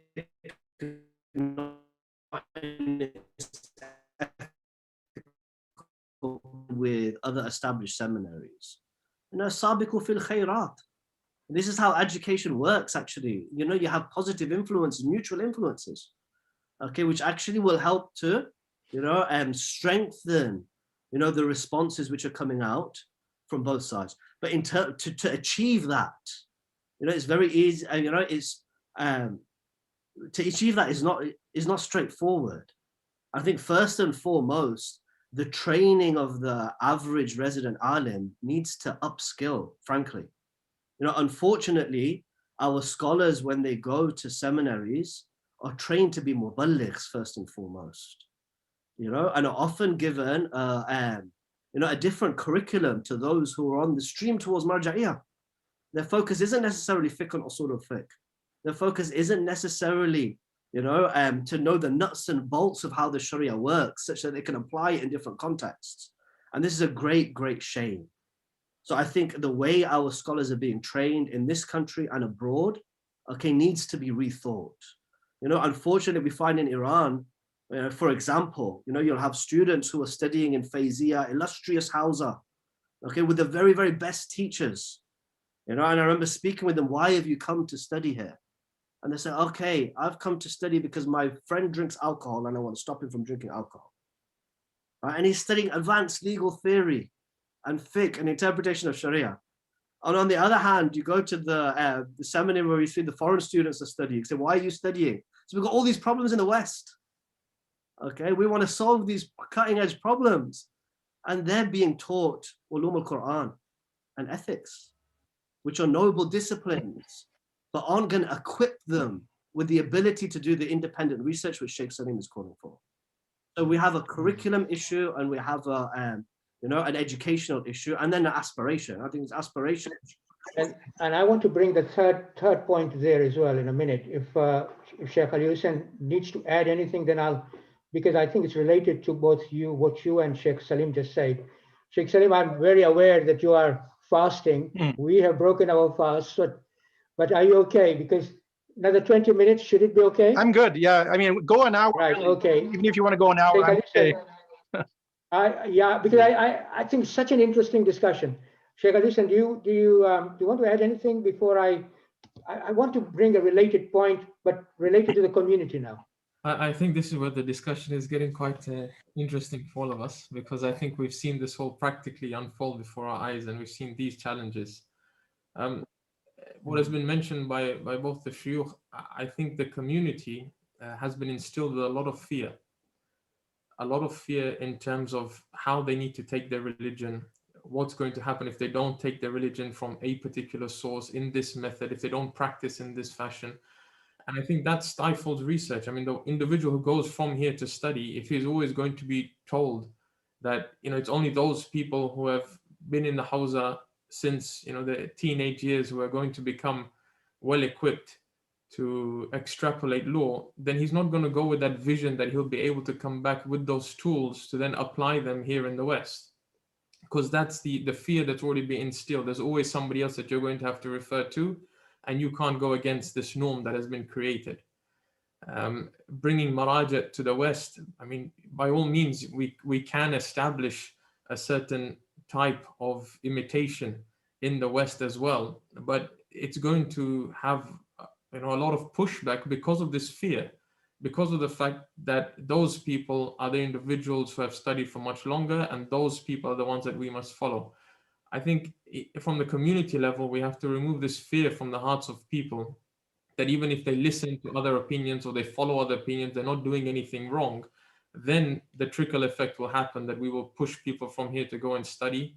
And when they come back, they will be courageous enough to apply what they have learned to the environments that they live in.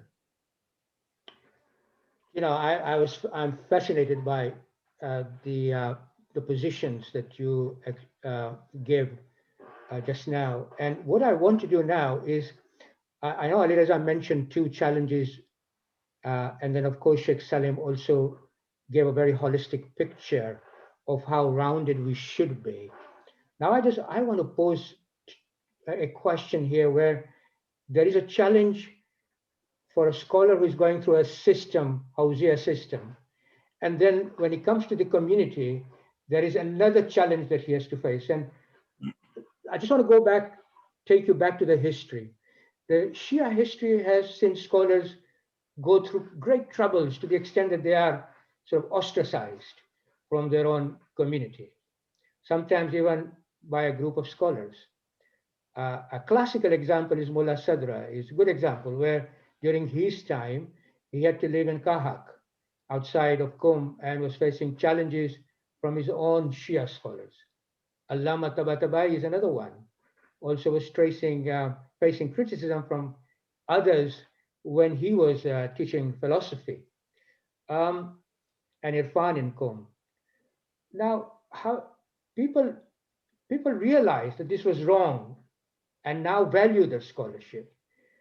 And I don't know, I feel that today we are also seeing some tactic of excluding a scholar when the opinion differs. Now, this is the community challenge here, and the leadership challenge as well. And those who are looking after the scholars. Do you feel, first and foremost, that this is sort of this position of excluding an opinion when they differ, do you feel that this is morally correct? I'm sorry if at 11:15, I'm posing this question to you guys. If you feel that it's uncomfortable, we don't have to discuss it, but I'm just posing a question because the way the flow developed, I needed to pose a question of this nature because this is another challenge within the community. Education is another thing, but I'm now posing a moral question here. Morally, is it a correct position for a community to take? And normally the answer given is best interest of the community, that it is in the best interest of the community we are excluding this opinion. Sometimes presumably justifiably, but on the whole, is this a good moral position to take? If you think it's a bit too much, I'll go on to another question. Anyone? Who is going to be? I don't mind. I would like to hear everybody. Oh, both of. Well, others can jump in afterwards. Let them. Sure. So look, this is a moral. Gather their thoughts. Yeah. It is a moral question. Okay, and so, but it needs a nuanced response, Dr. Saleem. Sure. So of course, I think it's immoral and it's just not pragmatic. It's self-defeating. Okay, to silence diversity. Okay, yeah, as I think we've been trying to actually, we have been arguing, so I think it's self-defeating to silence diversity. Of course, there are limits to free speech. There's limits to free speech. Okay, and we what does the community want? The community wants voices which are going to help direct, the community towards a godly way of life, which can help respond to the world that we're living in, right? So, and to me, that's the limit. Okay, yeah, silencing all diversity, I don't think is healthy in that pursuit of that goal, if that's the goal of the community. I'm not sitting here as a community leader, and my positioning on this question, of course, is, is bound to give me a view.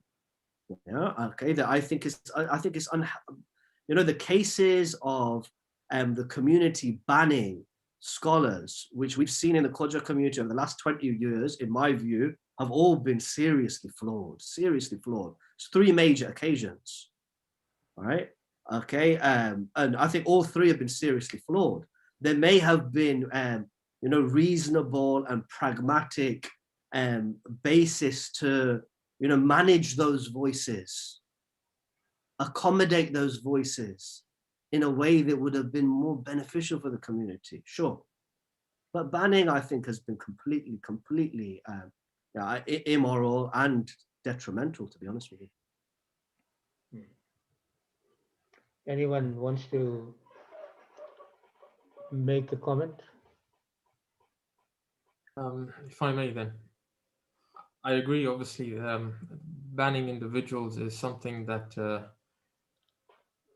is highly immoral, has great detrimental effects to the community, firstly and foremostly, and then the scholar thereafter. I'm not sure if you want us to or you allow us to mention names, but one of the, I'll try and stay No, away. I hope that we don't go down that route. Just a general sort of position, if you can. One of the major incidents in our Khoja community, the one that I think stands out for most of us, when you dig down to its roots, you find that the masses have been told something, but the reality is something very different. And this is what shocked me.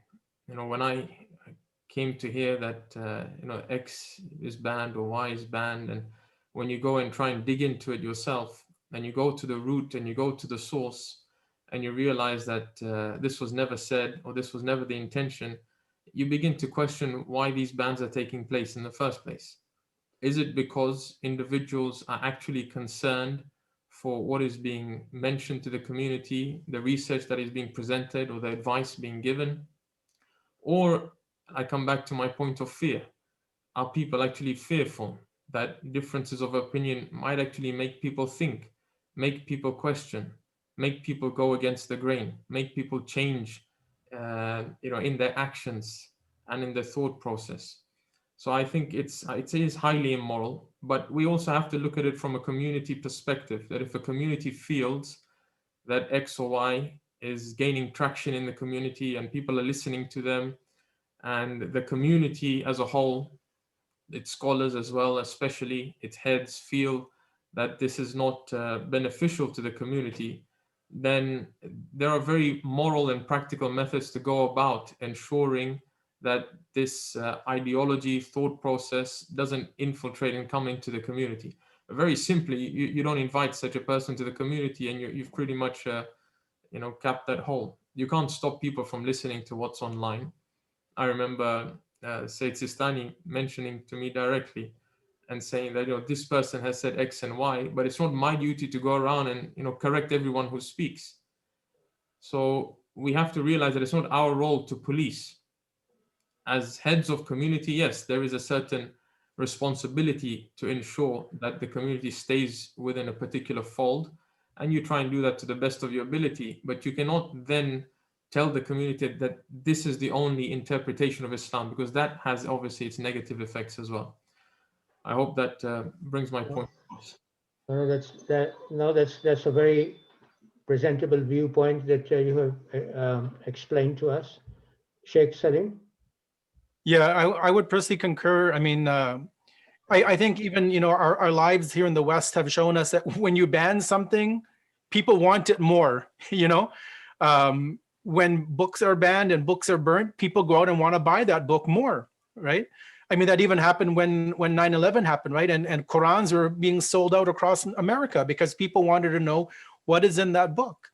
When you ban a scholar or a speaker, it piques the curiosity of the people more, I think, at one level. But I think even more than that, I think it's just the moral reprehension.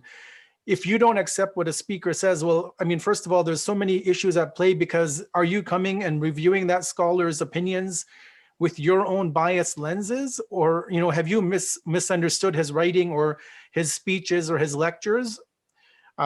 There's always that question. And I think even more than that is that if we as Muslims, as followers of the Ahlul Bayt alayhim salam, if we disagree with an opinion and we feel that a particular scholar, whether they're trained in the seminary traditionally or in another system, if we feel that they're not correct, then we should be able to go out and present our opinions and maybe prove that person wrong, but show that there is a variety of opinions, a diversity, as we talked about previously. But rather than just throwing the ban card out, this is not a soccer match. You can or a football match, you just throw a red card and kick somebody out of the game. Maybe engage at maybe we need to engage at an intellectual level with them. Again, if I keep in mind the lay of our community, again, if they're looking for that guidance, they're going to look wherever, and if they're going to find the views, if we're not able to counter or present a balanced viewpoint, on an honest viewpoint on a particular topic, why that person X is so-called controversial. Well, rather than banning them and making, videos and this about them and critiquing them in public, present the actual reality, right? It's like the hadith tell us, right, that the Imams of Ahlul Bayt would tell us that had people known the beauty of their words, that people would have followed them. So if we just present the message, let the people who are deviating, so-called deviating people, let them continue in their ways. If we're going to present the pure message of Ali Muhammad alayhi salam, then people are going to be able to choose, right? Just as at the time of the prophets, people were able to choose. At the time of the Imams, you could either follow Imam Sadiq alayhi salam, or you could follow others who were competing for some prominence in society. So I don't think banning is a solution. Again, I think it makes people more curious of why a person is banned. I think bring it down to the scholarly level, bring it up to that scholarly level and debate and bring up these issues at a scholarly platform, obviously, rather than just slapping everybody with a penalty card, basically. As I understand it, I think two things that comes out from this discussion.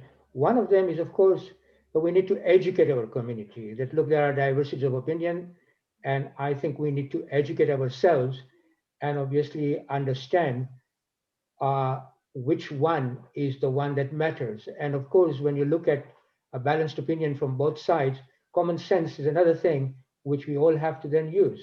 But beyond that, I think when a scholar, say, within the community who differs in any way or form, perhaps we need a process within the community to allow that difference of opinion to be then correctly molded or correctly then situated in its rightful position, so that the scholar doesn't suffer in any way, rather than excluding him just because he differs, or not invited to present his viewpoint next time. I think we need to have a process within the community, and we also need to educate the community in varieties of interpretation that are there.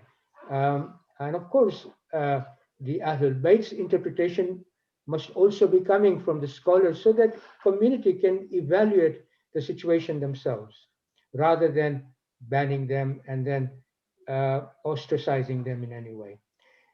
Okay, I have a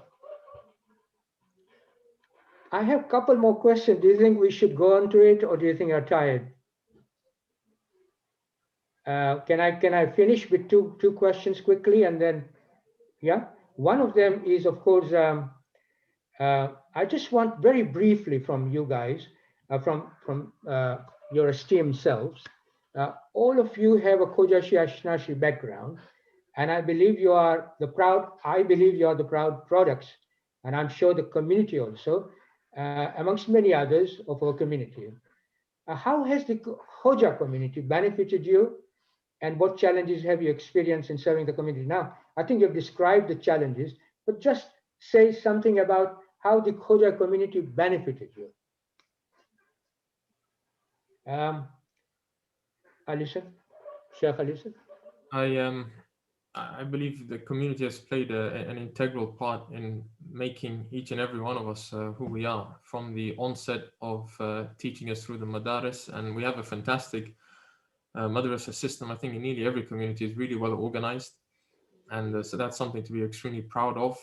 The number of opportunities that we have to learn when compared to other communities, I think is something that we need to be very thankful to Allah for.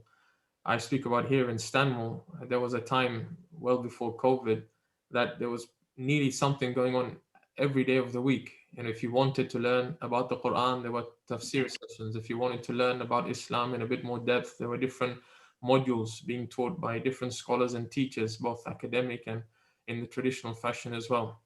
There were your regular majalis that were ongoing as well. So there was always something that catered for nearly every group within the community and every age range, together with the social aspect. I mean, one of the greatest benefits of the community is the social aspect, that you make friends with like-minded individuals and you prefer their company over the company of others. And that, at your difficult stages in your life, tends to keep you on the straight and narrow as well. So I think we are indebted to our community, not only from the religious, I don't say religious, but from the educational point of view, as well as the social point of view as well. Okay. Shaykh Ali Bujani? So, I think I alluded to it initially that, yeah, I've been absolutely indebted and shaped by the privilege of the community structures. Of course, first and foremost, my own personal family, but beyond that, yeah, the community structure here in Leicester is something which I'm indebted to at every level. I mean, things which Shaykh Ali said has mentioned, from learning, socially, the friend circles, but also learning, an ethic of, and something which I worry about now, with the younger guys sometimes, there's the ethic of volunteering and service. Whether that's related to, teaching knowledge or learning, or just, serving tea, to our elders, and saying salam to them, or to our youngers for that matter, So this is something which is a real blessing, to have grown up in a culture, where we're ready to or trained to serve each other. And hopefully that should allow us to learn to serve beyond the Khoja community. I see our families should teach us how to serve beyond our family. And our community should teach us how to serve beyond our Khoja community. So I'm not a Khoja-centric person, but I absolutely value what the Khoja community has given to me. Not just personally, but also institutionally. So of course, my Hawzawi education was predominantly at the Al-Mahdi Institute. I have a pile of books which I've taken from the library from the Al-Mahdi Institute. And I think half of them have got the stamp of Madrasa Sayyid al-Khuy on them. Okay, which of course that was our first madrasa. Which of course was the madrasa at Stanmore, established by first Hawza, established by Mullah Asghar. That's right. And of course, he gave those books to Shaykh Arif to house at the Al-Mahdi Institute. So of course, the Al-Mahdi Institute is of course also indebted.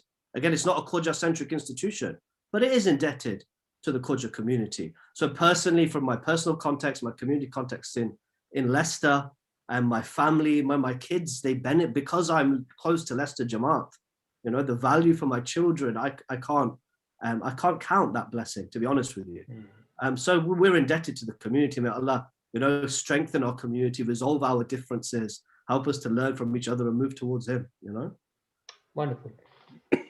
Both Ali Raza Hussain and Ali Hussain and Shaykh Ali Bujani. Thank you.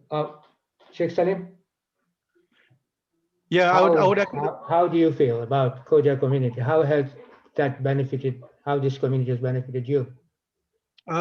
So I would echo some of the same sentiments. Obviously, I think being in London, being on that side of the ocean, you guys have had it better than we have in Canada, especially with our Khoja community, I think. And I mean, again, personally, growing up in a very small city, our opportunities, unfortunately, were very limited, as I alluded to in the beginning. But alhamdulillah, I mean, we've had the institutions. I mean, I remember going back to Edmonton when I grew up there. Even though we didn't have our physical building, we would still rent a church in Muharram for majalis. We rent community centers until we had enough to build a center, which was a blessing having the Khoja community, because it was really us who built that center with our own blood, sweat, and tears. Obviously, our madrasa got me to a level where I was able to kind of springboard off of that and move further. As it has for many of our youth and young adults who have also gone through the process of the system and gone, to greater heights in terms of Islamic awareness, at least. I think there's a lot, obviously, that we've benefited from our community, right? Whether it is like the lecturing, the madrasa, that social networking, that support of having one another in difficult times, given that, we're such a small community spread out with kind of no country to call home. So we've kind of had to cling on to one another for that support. I mean, other people can go back to their native homeland. We've never really had that opportunity for most of us. So alhamdulillah, I think we've definitely I think we've all benefited, and I think also at the same time, not only as Khojas have we benefited from our own system, but we've also, I think we can all concur that we've given a lot back to the rest of the community, whether it be the rest of the Shia community, the rest of the Muslim, or even the society around us in general.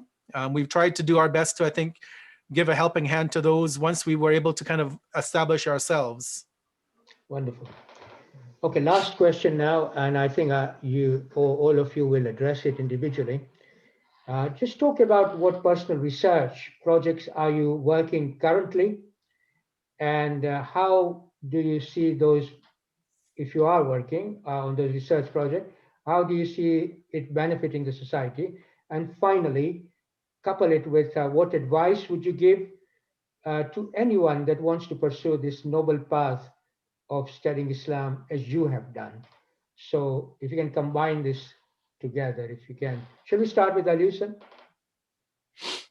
In terms of current research and writing outside of studies, three main aspects. The first is still researching in my PhD, so looking into the Khums and Taqlid and where they came together, where they married together, and how they have influenced and shaped the current institution of marja'iyah that we have today.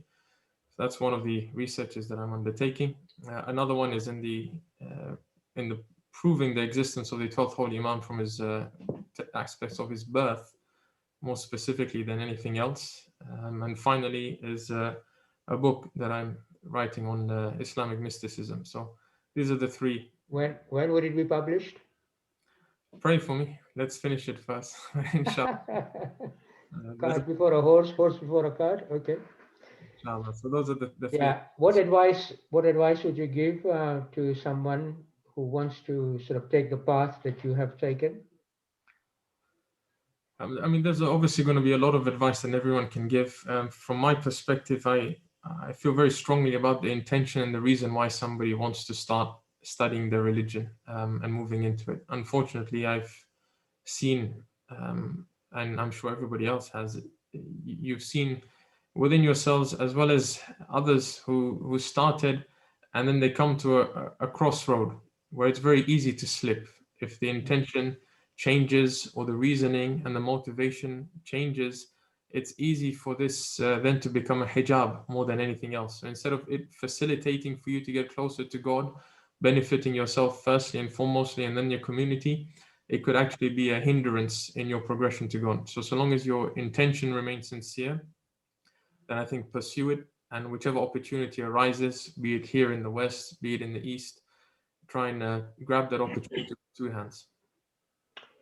Okay, Al-Raza Bojani. Okay, so research work. So there's a few things that I'm involved with at the moment. Of course, I'm involved with the Center for Intra-Muslim Studies at the Mahdi Institute, where we're involved in bringing together Shia and Sunni scholars and working on actually quite difficult questions. So I'm involved in liaising that. In terms what are the difficult questions that you're working presently at the Institute?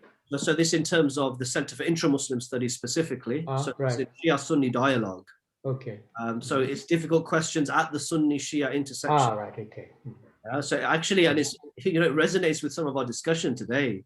One thing which, we've struggled to try and achieve, I think now over 5 years have managed to, is just create a culture where scholars from different Muslim perspectives can sit and speak with each other about difficult questions, and bear the differences, and then hopefully learn from each other, in a dignified way towards reconciliation. So I think that's one beautiful task which I've got the privilege of working on at the Institute. In terms of my own research, there's a couple of things going on. So I'm busy writing some articles for journals engaged in, kind of at the intersection between usul al-fiqh and ethics.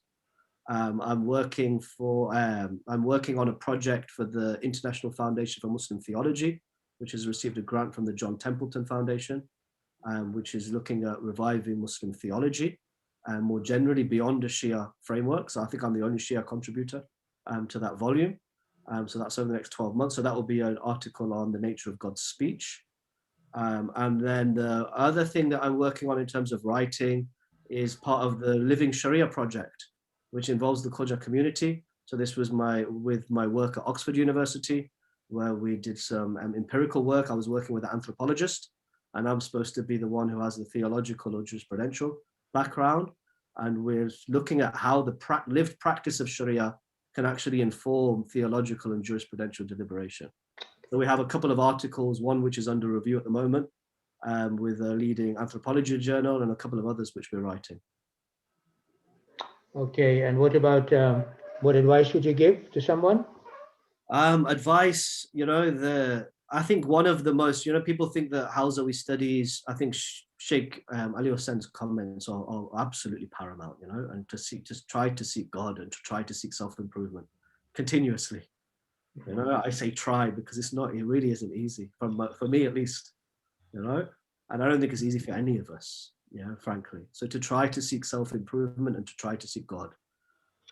But beyond that, sometimes we think that, I will improve spiritually by studying Islam, by reading fiqh and usul of fiqh and kalam and theology and so on and so forth. I actually think the most difficult thing about studying Islam is balancing life, and the struggles which come outside the classroom. And maybe that's where the real spiritual growth is. So it's meant to be difficult. But bear with that difficulty, and hopefully, inshallah, Allah can be our reward. Thank you. Shaykh Saleem. Yeah, so there's about 8 or 10 book projects I'm working on, both some original writing and some translational work. Some of them have been pending for the last 4 or 5 years. But really the major project that I've taken up last year was working with the Al-Qasaf Foundation out of San Jose, California. And so they've commissioned me to basically write/compile a tafsir of Quran. So we've given it the name, The Clear Guidance. It's going to be a multi-volume work, probably anywhere from 6 to 8 volumes. And basically the way that I'm positioning this, or the way that I'm developing it, is I'm taking Ayatollah Nasir Makarim's Tafsir Namuna, the 5-volume summary, as just the base foundation, just building up, starting that as a foundational kind of level.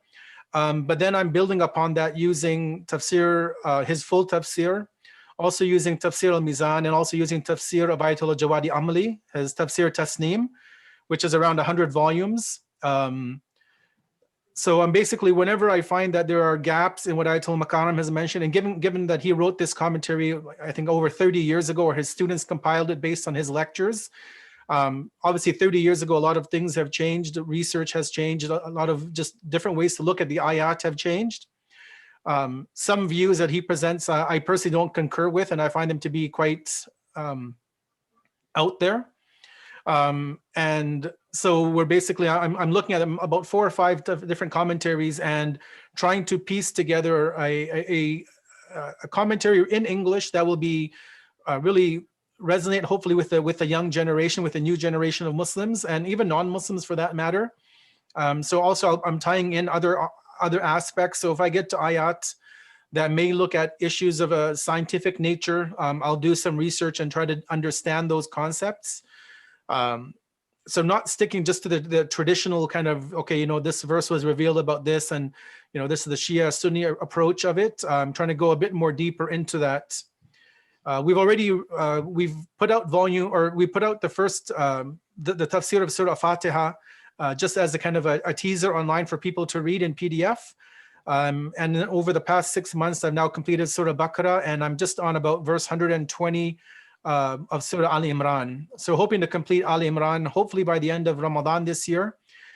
So the first volume, which is scheduled to come out by this summer or fall, will be the first 3 surahs of the Quran. And then inshallah, probably every 12 to 18 months, another volume will come out. So hopefully between 6 to 8 volumes, so about a 10-year project to try and understand the entire Quran. Mm-hmm. Yeah. What about the guidance? What sort of guidance would you give? Yeah, I think I repeat what the other respected sheikhs have said, both Shaykh Ali Hussain and Ali Radha, that, if anybody, male or female, obviously I'm not going to limit it to only the men, but even if our sisters are hoping and wanting to pursue, I don't want to say, a degree in Islam, but pursue Allah through the knowledge, obviously. Just obviously, first and foremost, we always have to make sure that our intentions, our niyyah should be for the sake that we want to get closer to Allah. It shouldn't be that I get a good job as a resident alim, or I get this, whatever other things people seek for in the world. And at the same time that the niyat is pure and sincere, is to make sure that whatever you learn, even if it's, one letter, that you do your best to implement that and practice it.